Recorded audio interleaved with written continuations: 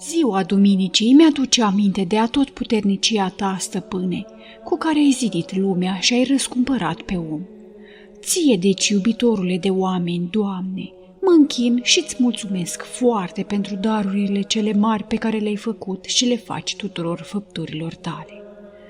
Inima mi se bucură și se desfătează când stau și cuget cum că numai Tu însuți ești Dumnezeu atotSfânt, atotînțelept, atotputernic, necuprins, încât nicio bunătate și nicio mărire nu-ți lipsește.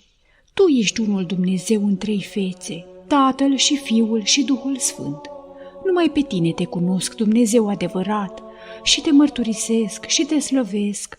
Ție mă închin și-ți slujesc pururea, cu toată inima și cu toată puterea. O, Părinte Sfinte, milostivește-te spre noi!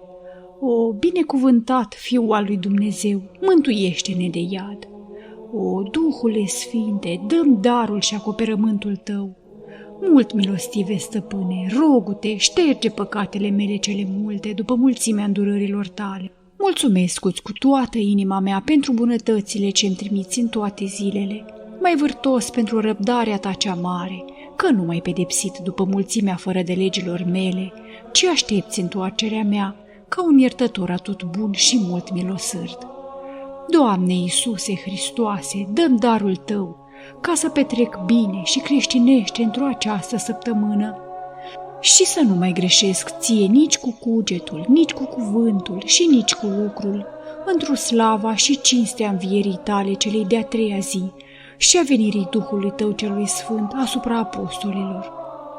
Îndeosebi mă rog ca prin al Tău ajutor, prea bunule stăpâne, să-mi cunosc păcatele mele, să mă căiesc de ele și prin mărturisirea lor să mă îndreptez înaintea Ta, iar în ceasul morții să fiu aflat pregătit, cuminecat și cu inimă curată și vrednic de împărăția Ta cea veșnică. Amin.